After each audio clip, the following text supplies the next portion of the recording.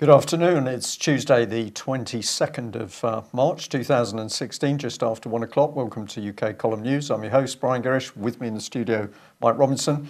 We will be joined by live video Skype link by Mark Anderson. We got there. Mark Anderson from American Free Press. And he's already told us that the weather in Maryland is about 45 degrees. That is, of course, Fahrenheit, if you're worried there's a heat wave in the States. And on the subject of weather, we've got a mixed bag. So Glasgow is quite bright, not too bad. Plymouth's gone hazy. Hampshire is sunny. And I think the rest of the country is a bit on the dull side, unlike British politics. Mike. Right, so I wanted to lead off with this article from RT. Google this, Hillary Clinton and the Syrian regime change conspiracy. And this is, this article is highlighting documents which have come to light where Google is admitting, they're discussing how they got involved in the attempt to get rid of Bashar al-Assad. They were doing this by developing a social media tool which was designed to gather intelligence. So one particular email here which was highlighted in this article says, particularly damning is a communication from Jared Cohen, the president of Google Ideas, which was sent in 2012. Please keep close hold, but my team is planning to launch a tool on Sunday which will publicly track and map the defections in Syria, which parts of the government they're coming from and which parts of the government they're coming from. Our logic behind this is that while many people are tracking the atrocities, nobody is visually representing and mapping the defections, which we believe are important in encouraging more to defect and giving confidence to the opposition. The head of Google Ideas added, according to this article, that his organization was partnering with Al Jazeera, who will take primary ownership over this tool we've built. So Brian and Mark, but Brian first. This is intelligence. Surely this is the work of the security services to develop these maps. It's certainly not the role of Google to do this on behalf of anybody with a view to encouraging defections and regime change in a foreign country. Well, I certainly agree that the security services are going to be behind it. This follows along with BBC Media Action, of course, where we've got the BBC's very own charity openly boasting of its ability to get into countries, including Syria, to help opposition forces overturn the government. So I think it's very interesting that Russia is picking up on this. So Russians seem to be getting a lot more savvy at actually reporting back into the system what their own intelligence services will be picking up. So this is the misuse of global media in order to destabilize a legitimate regime. Mark, what's your, excuse me, losing my voice, what's your take on it? Well, the first thing that comes to mind is that Eric Schmidt's attendance at Bilderberg the last 3 or 4 years, including in Watford, England in 2013, it at least suggests that it's likely that one of the reasons for his attendance at Bilderberg would be to develop this kind of off-the-grid intelligence by a communications giant like Google, as you say, instead of an intelligence agency in the direct sense. That's the first thing that strikes me about this is Google's connection to Bilderberg, and now Bilderberg being concerned about overthrowing Syria and similar regimes for their global matrix designs. And so it definitely warrants more of an investigation into the Google participation at Bilderberg and how this could be connected. Mark, thank you for that. I read something very briefly earlier this morning, which I think was indicating that Facebook was, or it could have been Twitter, one of the two, were now hiding some of Hillary Clinton's emails. A number of people pointing this out, and they were posting some of the more pertinent emails which had come to the surface. But one of those emails from Ms. Clinton was openly saying that the objective in Syria was regime change and the overthrow of Assad. Are you up to date with that, those events? Not with that particular thing you're referring to, Brian, but I'll note that when Hillary spoke twice to the Council on Foreign Relations since the 2015 Bilderberg meeting in Austria, especially on the second occasion, she seemed to be getting a double review from the CFR, which is the branch of the Royal Institute of International Affairs there in England, Chatham House. And so that definitely implies that Hillary is getting the nod from the U.S. interventionist foreign policy establishment, and they, of course, support almost unequivocally the overthrow of Syria. So a lot of dots are connecting here, and I'm curious about the Twitter and Facebook matters, and I'm going to look into those more. Okay, we'll give you some information on that after the program. The other email that was being flagged up was that the overthrow of Assad was part of a policy to support a greater Israel. We might come on to a little bit of that later on. Obviously, the headline story in the mainstream media today is the events going on in Brussels. It looks like around 30 people killed there at the moment. That number may rise, and obviously significant number of injured as well.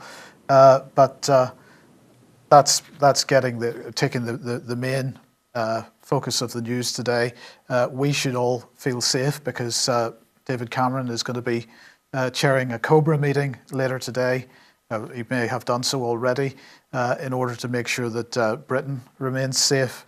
Now, it was left to Mike Hookham, member of European Parliament for UKIP, to comment on this. He said this horrific act of terrorism, which it is, shows that Schengen free movement and lax border controls are a threat to our security. Now, of course, this is a complete diversion because this has got nothing whatever to do with free movement and border controls, at least not at the core. That may be part of it. At the core, of course, is a geopolitical agenda which is being pushed through by David Cameron and Barack Obama. And the question is, who actually carried out this attack in Brussels today? I suspect it was very much a sort of 7/7 style event, and we may find that as we continue to dig that there would be security services support in this at the very least. Well, that's already been indicated to us this morning, Mike. A well-informed source who would be considered to be knowledgeable on matters to do with security said very quickly, this smells of 7/7. So we're, as always, just stepping back to watch a little bit how things unfold. But the viewpoint is that already this thing doesn't stack up in the way it's being told. It's remarkable it's taken a bomb explosion to get UKIP to start properly talking about Schengen and the movement of people, Mike. But maybe they needed a bomb under them in a figurative sense in order to get them woken up. Well, I think this tweet here really sums up how most people feel about this, because we are all pretty sick of this kind of thing. And at the end of the day, it is as the direct result of the geopolitical shenanigans of our so-called leaders. And so we're pretty much sick of this, and it's about time Western foreign policy was changed. I think so. Mark, has this been reported in the States? Presumably it has already getting today. up here, it's good and early here, of course. This is the first I've heard of this particular event. I'm sure it's in some of the news outlets, but we're just getting going here on this side of the pond. But you're right, you got to stand back and look at this. You can't take anything at face value. Okay. So, Mark, we're going to move on to some of your stuff now, because you wanted to begin with this article from Newsweek about the EU referendum and the Bilderberg influence on the referendum debate. Tell us a bit more about what's being said here. Well, the first thing out of the starting gate is that Newsweek, being a establishment publication in the U.S., it's had some organizational connections to the Washington Post, which is a Bilderberg-connected newspaper. It's had those in its history, those connections. But here you have really, it may not seem strikingly newsworthy, but it actually is. There's such a there's such an anti-Bilderberg stance in the U.S. media. In other words, they're so reticent, they're so reluctant to ever mention the word Bilderberg. And here the U.S.-based publication Newsweek recently mentioned Bilderberg in quoting a British MP, one Philip Hollowbone. He's from the Conservative Party, as I understand it. And Newsweek quoted him as saying, that he senses Bilderberg's influence in trying to prevent Brits from leaving the European Union, the so-called Brexit vote that's coming up June 23rd.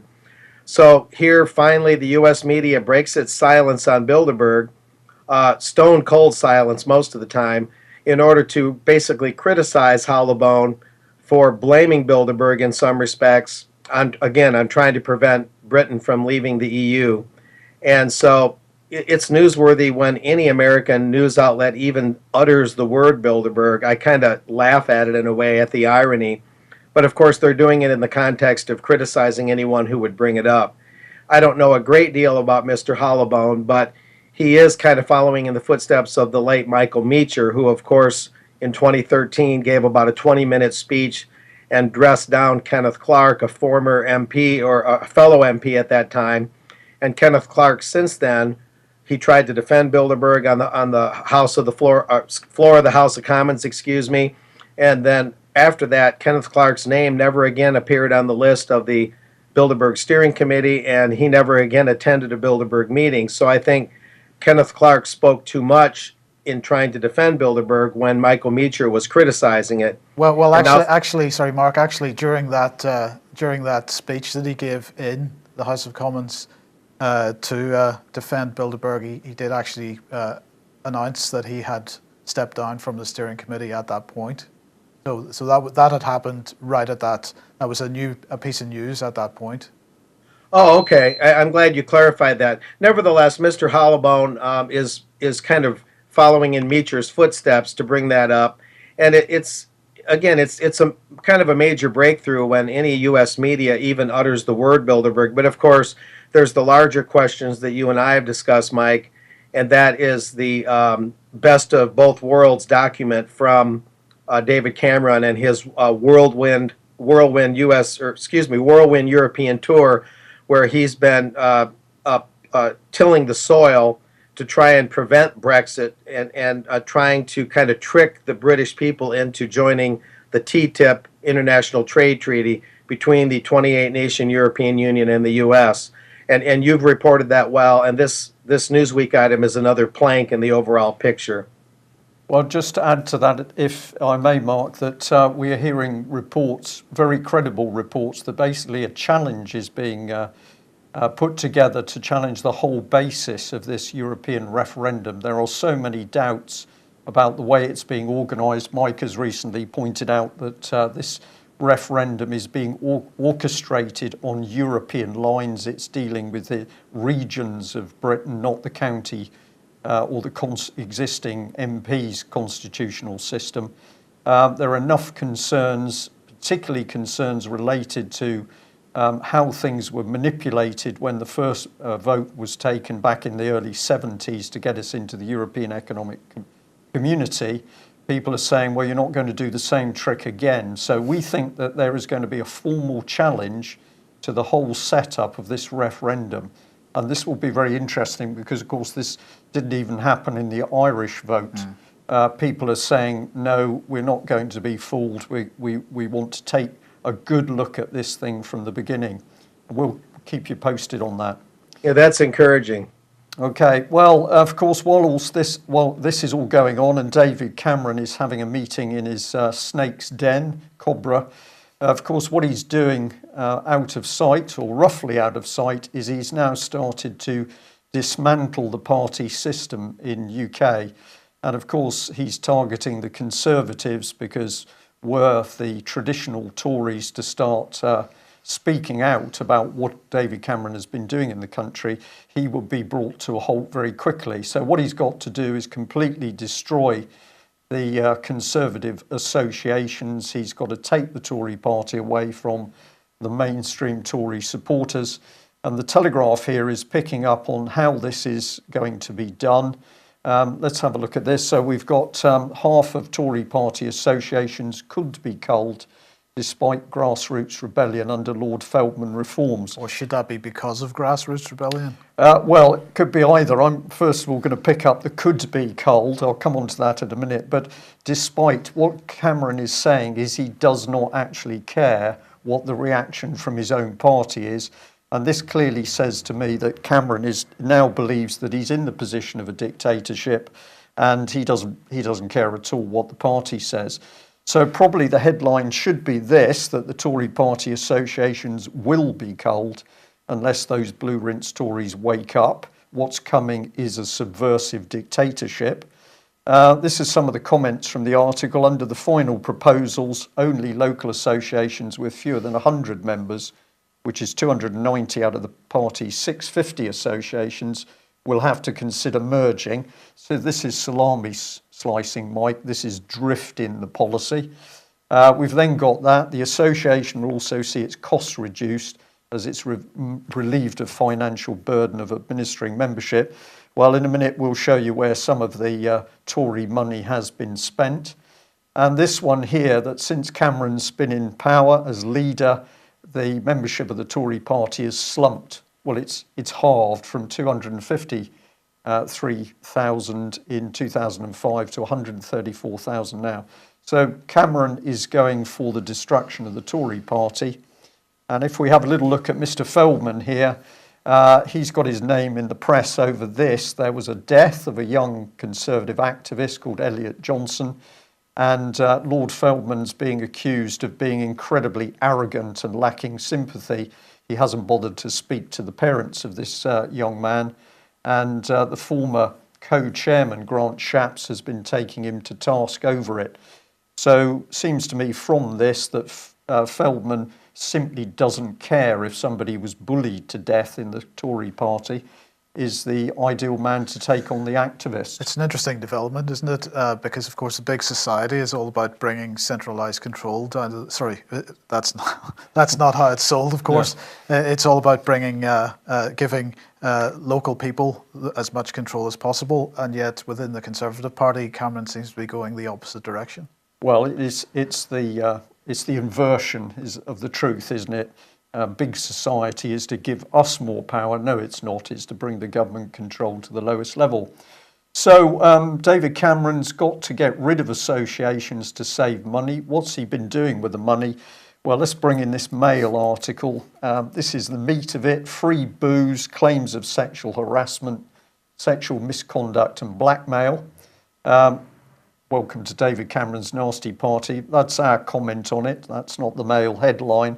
But we're back on this article. Here's Elliot Johnson, the young man who tragically died, and Tatler Tory Mark Clark, who's the man accused of the bullying. Well, this lady is his long-term lover. And what's come into the fore is that there were payments made, but this is all to do with organising Conservative battle bus visits to target seats. So road trips, here we go, with free booze, paid for by Tory HQ, became known for wild behaviour. There are also claims that Clark sexually harassed young female activists.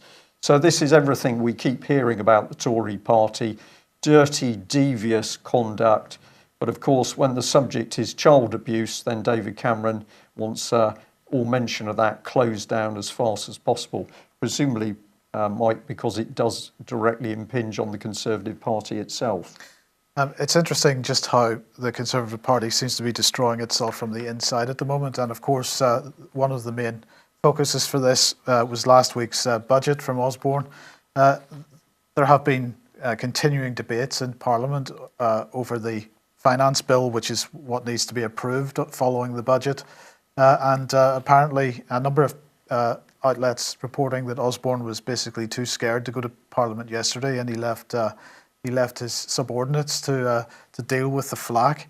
Now he is due to be in Parliament today for the final debate on the finance bill, and apparently he will be telling everybody that the budget is a compassionate one nation Conservative government. It's the result of a compassionate one nation Conservative government determined to deliver both social justice and economic security. And you do have to wonder about the sanity of anybody that can stand up and utter those words, which are just such clearly, they're just clearly lies. Yeah. He's going to say that the Conservative Party has delivered on their manifesto commitment to economic security, controlling public spending, lower taxes for working people and business. And he's going to say that we know that those who suffer most in Britain, we know that those who suffer most when Britain loses control of its public finances and the economy crashes aren't the best off, but the poorest and the most vulnerable. So he's just off his head, really. And this is the same Tory party that decided to remove information from its own website because it was too obvious that what they promised was not being achieved. Yes. So he was due to be in the House of Commons. He may be there right now. In fact, he certainly hadn't made an appearance by the time we were coming on air. Okay, let's move on. More political shenanigans this time on your side of the Atlantic, Mark. And let's cover Donald Trump, because you've got a couple of articles in American Free Press this week. Beware Donald. This is really about how the GOP, the Republican Party, seems to be at least making some noises that they're panicking about the fact that he may win the primaries, and they may have to decide whether he will become their prime candidate or not. Before we sort of go into the detail of this, can you just, because we don't really understand the American electoral system for this, can you just explain how it could be that despite the fact that he would win the primaries, that the GOP may decide not to have him as their candidate?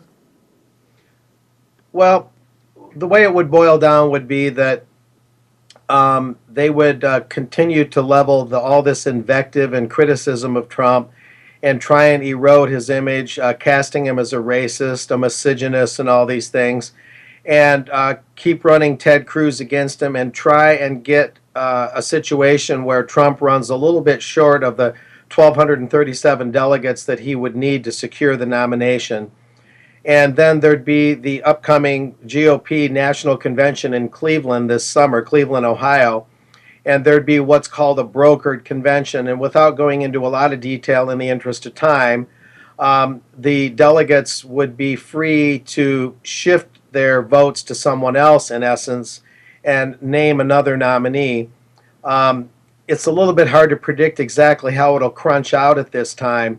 The main thing here is that these two articles that you're showing from American Free Press, one's AmericanFreePress.net, our website, the other's an image of the hard copy paper also available on the website.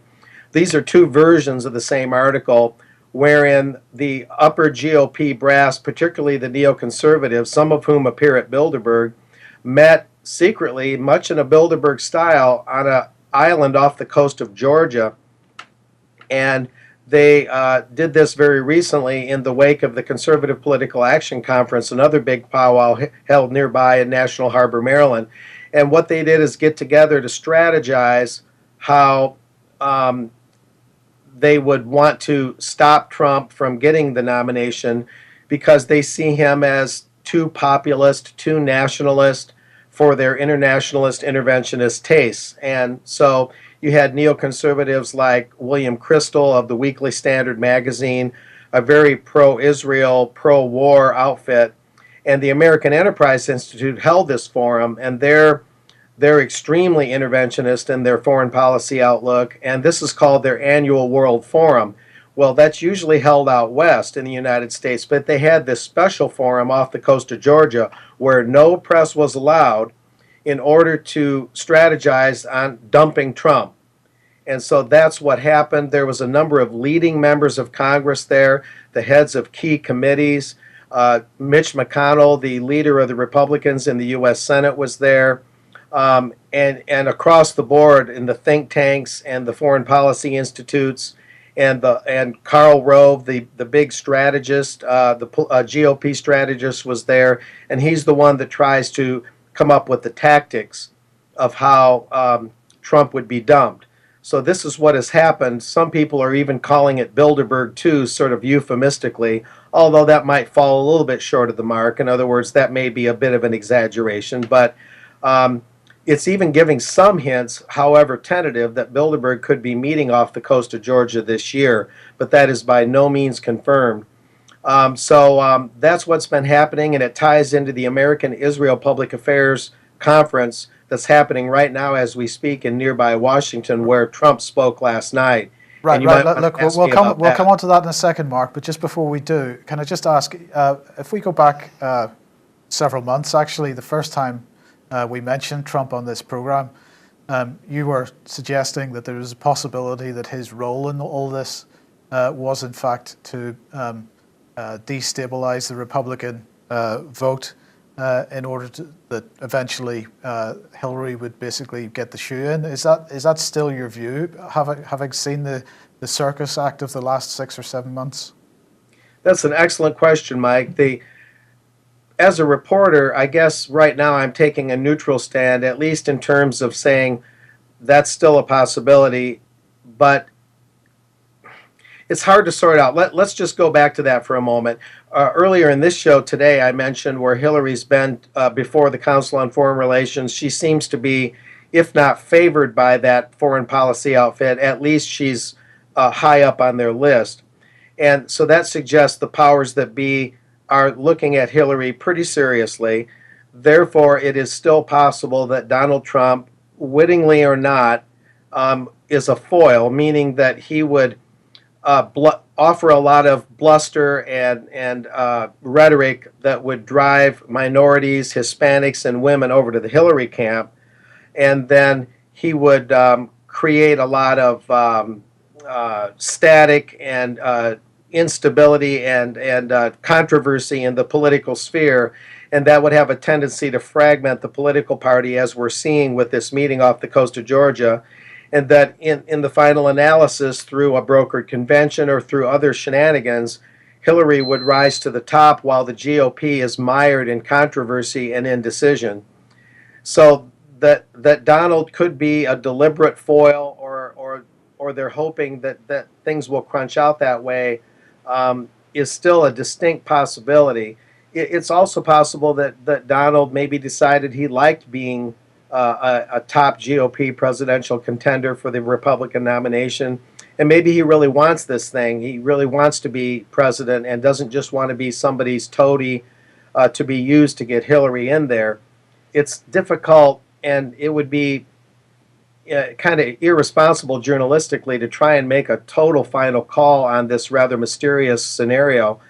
But his words to the American Israel Public Affairs Conference last night, their big annual policy conference, were quite disconcerting to those that are skeptical of the U.S. relationship with Israel. Trump having told over 10,000 people at the convention center where AIPAC's meeting, having told them that he is an undying ally of Israel. He'll go to their defense no matter what. He'll dismantle the agreement with Iran, the nuclear agreement, although later he said he'd strictly enforce it after saying a few minutes before that he'd dismantle it. And all sorts of very heated rhetoric in favor of Israel, which many accuse of blatant aggression, military aggression. And so here we have Trump pledging fealty to AIPAC in a very big way. And yet, just a couple hours earlier, he told the Washington Post editorial board that he wants a more non-interventionist foreign policy. He wants to put the brakes on the U.S. relationship with NATO, and he wants to take some of that savings by not getting so involved in NATO and spend it on U.S. education and rebuilding our infrastructure. So will the real Donald Trump please stand up is what I'm asking. We're dealing with a very, very multifaceted and rather mysterious situation here. Well, sorry, I've shown this slide already, finger trouble there, but this article in American Free Press seems to be suggesting that there's quite a lobby among the American Jewish community against AIPAC. Yeah, I covered a anti-AIPAC protest here Sunday in Washington, near here where I'm at, and there were about 400 people there along the back fence of the White House. The police tried to get them off the street into Lafayette Park. They wouldn't budge. They blatantly refused. They carried on for about 90 minutes. People from several groups, and what you're showing in this AFP posting is an audio podcast I did, excuse me, of a rabbi named Yosef Yosef Cohn. Pardon me. And he told me how the ultra-Orthodox Jewish community does not believe in a permanent Israeli state, and that they totally oppose Zionism, started by the arch-Zionist Theodor Herzl a little over 100 years ago, and therefore they believe that Palestine belongs to the Palestinians. They believe the Israeli forces should stop killing Palestinians, and that Israeli settlers and the IDF, the Israeli army, should stop bombing and shooting Palestinian people in homes and stealing their homes. So here you have ultra-Orthodox Jews, many of whom live in Brooklyn and other areas, speaking out just like the many other non-Jewish activists against AIPAC and against Israeli aggression. And this is what I found Sunday. So just to finish with Trump then, he may be a supporter of Israel, but apparently he doesn't see a need for NATO. Yeah, and more broadly speaking, he doesn't see a need for NATO, and he's talking about a non-interventionist foreign policy largely in general. So the question then becomes, how can you be a faithful defender of the Israeli state up to and including the annual foreign aid and any military protection it may need, and at the same time have a non-interventionist foreign policy? This is a question I'm exploring right now, but it's among these, fake left, go right, fake right, go left, rather confusing developments that are coming up right here and right now that I'm trying to sort out. Okay, well, thanks for that, Mark. Let's move on back to the UK, and we're going to have a look at devolution, because last week, devolution, absolutely core part of the destruction of this country by the British government. Last week was the Civil Service's Devolution Learning Week, because the civil service, certainly individual civil servants, seem to be fairly concerned about what devolution means for them. So they had a Devolution Learning Week, and this blog post here from Andy Robinson, who is the devolution lead at the Department of Transport. He's written this blog post to ask whether people should be worried about devolution if they are civil servants. And he says here, I was asked to write this blog under the headline above. I considered other headings, but I decided to stick with this one because I think it reflects the feeling of many officials when it comes to devolution. And he goes on to give a dictionary definition of what worry is, Brian, for some reason. Well, I think I know why. I'll come into that in a minute. Yes. But anyway, Devolution Week then was an event with a bunch of sessions, and those sessions focused on the content of their devolution engagement plan. Here is the devolution engagement plan, the guidance for civil servants. And he goes on to say that the response from those who attended was positive, and it drew out examples of other interactions across departments. All this led to a sense that civil servants are not alone, and there are people that they can turn to for advice and assistance. And he finishes by saying, hopefully the activities of this past week, will prompt colleagues to think about their work and the effect on departments, and more importantly, to pick up the phone or get on the train and meet some of their counterparts. And then he asks, who's worried now? Well, certainly there are some, perhaps not in the civil service, but in local government that are worried. And this blog post on the Public Finance website really drawing some concerns about the effect that devolution is going to be having on the care system and the NHS. And they're saying that attempts to harmonise health and social care across Greater Manchester, one of the key devolution areas, could usher in a race to the bottom. For all the positive rhetoric that has accompanied Greater Manchester's devolution around health and social care, it's difficult to shake off the feeling that it represents as much of a threat as it does an opportunity, according to this blog. And I suggest people have a read to discover what it is specifically that they're concerned about. But I think it makes a valid, genuine, general point, Brian. It does. It's interesting, Mike. The first bit that you brought up, of course, of the briefing of the civil servants was being done hand in glove with the Cabinet Office. And what a lot of people don't realise is that the government's applied behavioural psychology team, the nudge unit, was first of all unleashed on the civil service. There was a budget, if I remember correctly, of 34 million that was used to put a trial, which was into DEFRA, a very interesting place to start. But the aim of that was to trial nudging to see whether they could influence and change the thoughts and behaviours of people already working in government. And once you can see that's the model, what they clearly do is change the behaviours of the civil servants and then use them to produce the policy and the propaganda in order to convince the British public that devolution is a good thing. We should remember, of course, that when Prescott tried to get the elected regional assemblies in place, it was a complete and utter failure because everybody across the country said we don't need this extra layer of government. So I think this is nudging and on a very dangerous level. Dangerous level.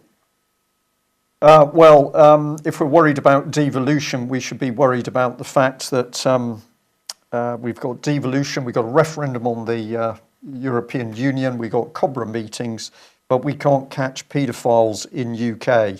Billions of pounds being spent on security services, but they just can't find those nasty paedophiles up in Westminster. So the Independent here saying Operation Midland, after spending several £million, is being closed down. I'm just going to put some comment on this because they've done a great job. Scotland Yard, well done.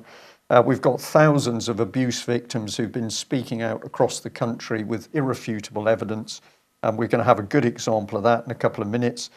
We've got Justice, trust me, Goddard, who's clearly locking down all the evidence. So what should be investigated by the police is now being probed by Miss Goddard with her team of charities. We know that the Metropolitan Police have been viciously intimidating their own officers in order to close down child abuse investigations. And now we're just saying, well, there's nothing to see. It's all over. And in the background, we've got local authorities that think a payment of £10,000, sometimes up to £20,000, but that is a suitable figure to pay to somebody who's had their whole life, career, family life destroyed by being abused. This is a scam going on in front of our eyes, Mike. Absolutely, and the media part of it, because they are not getting to the bottom of this. Daily Mail here's headline: humiliation of the Yard after 16-month probe into claims of VIP abuse. Police concede there's not a scrap of evidence. And so they go to really take apart Operation Midland. And if, we've now shown 2 articles from different outlets saying more or less the same thing. This is right across the media now. The fact of the matter is that any Daily Mail or other journalist could simply pick up the phone the UK Coleman, probably be given the contacts of half a dozen police officers, some of them still serving, who could give a very different picture of what goes on within the police service with regard to paedophile investigations. Once they discover the big names, the MPs, the judges, the senior police officers. But it's interesting that it's not all police that seem to be having problems with this, because this is the College of Policing that the BBC have had to report here. The College of Policing saying that, contrary to the other rhetoric that's out and about there, that really this is all a load of nonsense and victims should not be believed, that the College of Policing are saying that absolutely victims should be believed unless there is specific evidence to the contrary. This is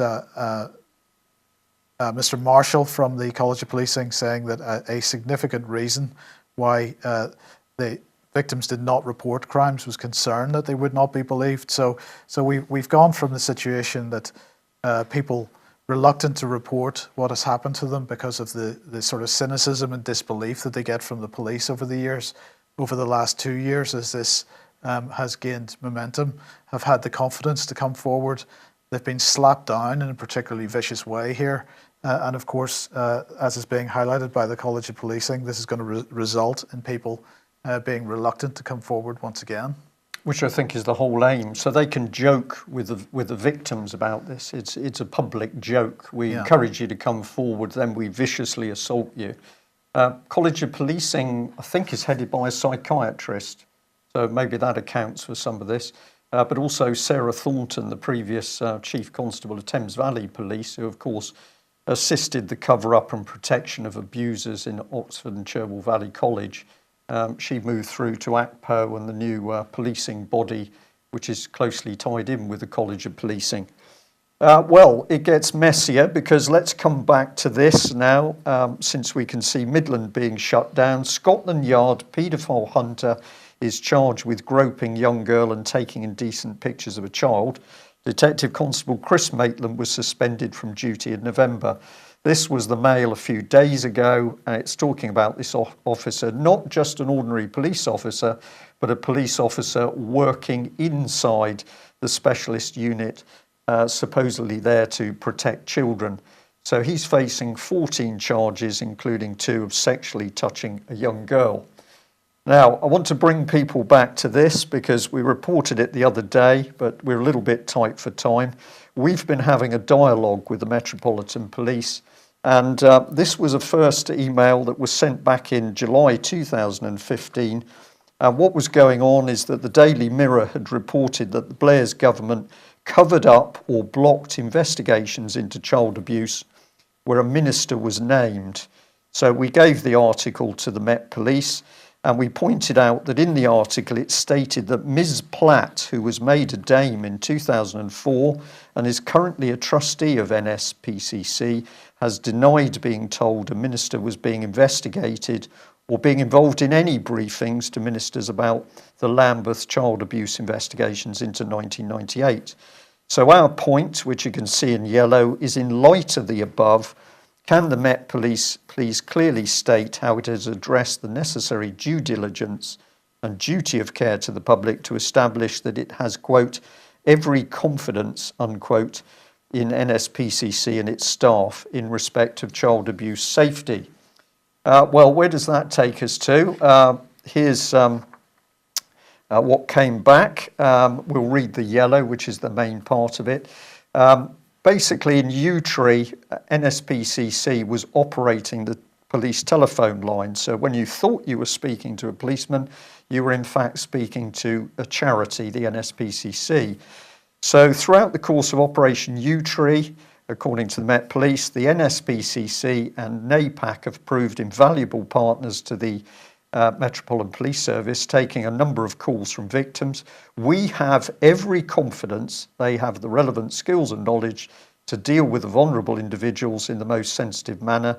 It is for this reason that we have continued to promote their number and that of NAPAC alongside our own. So that doesn't mention anything about due diligence or background checks? Absolutely nothing. It's a smokescreen, and it gets better. So let's come on to the next one. We pushed them on this, and then we got this one back. Prior to joining the command, all staff, including agency staff and those on attachments, are subjected to an enhanced level of vetting and psychological screening designed for those roles whereby the nature of their work means that they, policemen and women, are exposed to circumstances and situations that make them more vulnerable to psychological harm and to assess if they're suitable to work in the environment.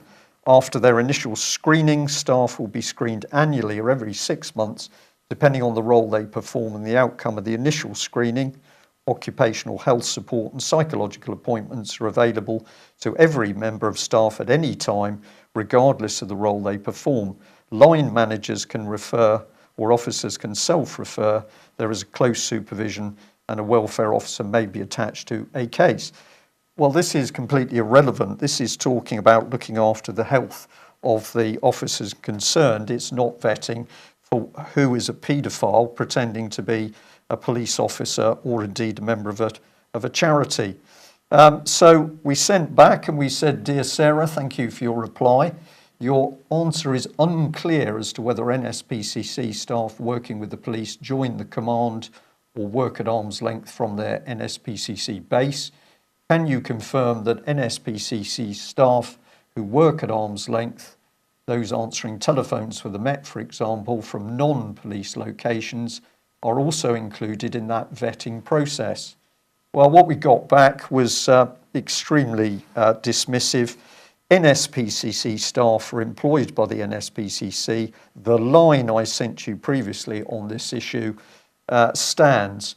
So basically, we've got this key question of why won't the Met background check NSPCC staff. Apparently, if you belong to NSPCC, the reputation of that charity is so outstanding, there can be no question that you might have been involved in anything a little bit naughty.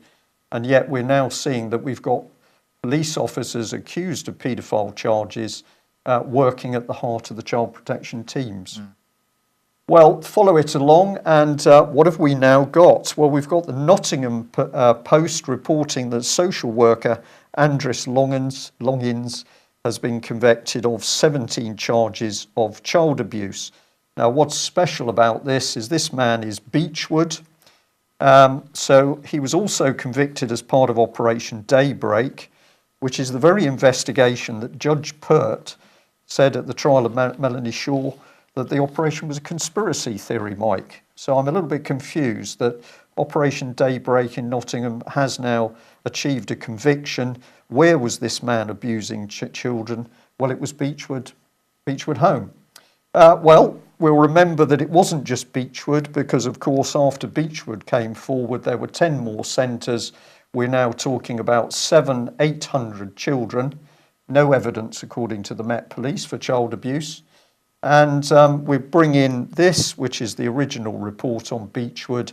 And of course, it was Melanie Shaw who blew the whistle. She said that in the 80s, abusers were abusing children at Beechwood. Rapes, beatings, sexual abuse. Melanie Shaw's been proved absolutely correct. But what did they do to this woman? They put her in prison. And let's bring in the judge. So here's Judge Sampson, who refuses Melanie Shaw bail, but he's been the very judge who's now going to sentence Logins. And it's fascinating that there's been an application for bail for the social worker. So we'll see whether there is another part of this. And we'll bring in this one as well, because we've got a Mr. Zadrozny, who was a parliamentary candidate for Nick Clegg's Lib Dems. He was suspended after allegations of child sex abuse. Well, that's now progressed, and here's the Nottingham Post saying, of course, this man's a Nottinghamshire councillor, and he's now being charged with some pretty unpleasant rapes. I think there's 5 of those, and he's going to appear in Mansfield Magistrates Court on the 30th of March. So no evidence of these paedophile actions at all, Mike.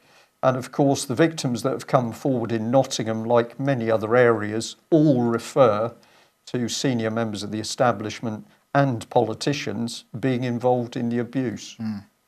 Mark, we do apologise that the British government is such a filthy organisation and causing such trouble in the world and dragging the Americans into the business. Well, the Nebraska affair of the 1980s, particularly during the Reagan years, you had children being bought and sold, child trafficking to serve the lusts and strange predilections of the mighty and powerful. Even taking them to the White House, as the Washington Times revealed way back then. And it tied a Omaha, Nebraska credit union owner with being part of this ring, this child trafficking ring, with even satanic overtones to the whole affair. And that was documented by a Nebraska state senator. And so the U.S. has its history with this as well. And oftentimes what you find, of course, is that this is deliberately done to tarnish and compromise as many legislators and other government officials as possible, so they'll stay in line for fear of being exposed as a pedophile or a child trafficker. Therefore, they're going to stay in line in terms of approving the legislation that the establishment wants. Well, totally agree with that. And of course, we've shown the unique footage of a Tory whip, a Conservative Party whip, Mr. Tim Fortescue, who was happy to say on camera that when the MPs came to him with problems relating to little boys, he helped cover up and fix it so they would do as they're told. That was on a BBC film footage, so there's no secret about it. And we'll end on the notes that David Cameron's Nasty Party has said they're very happy for unaccompanied children from Syria and other locations to come into Britain, where they'll be totally safe within the care system that David Cameron and his cronies run. Pretty sickening stuff. Mark, any last minute comments from you on any subject you'd like? Well, your viewers can check out AmericanFreePress.net to see more about what I talked about earlier today. The Donald Trump enigma continues, and it's going to be challenging to sort out, will the real Donald Trump please stand up? What are we dealing with here? Are we dealing with an interventionist, a non-interventionist, a foil who will bestow the presidency to CFR-backed Hillary Clinton, or a real populist that will try and make America great again, as he says? Unfortunately, things aren't as clear as they should be, and I'm going to try and clear that up. Okay. Well, Mark, thank you as always very much for joining us. It's been excellent. I hope you have a good day and the weather improves a little bit over there, maybe climbs above 45 degrees. That's it from us. We will be back at same time tomorrow. Thanks for joining us. Bye-bye. Bye-bye.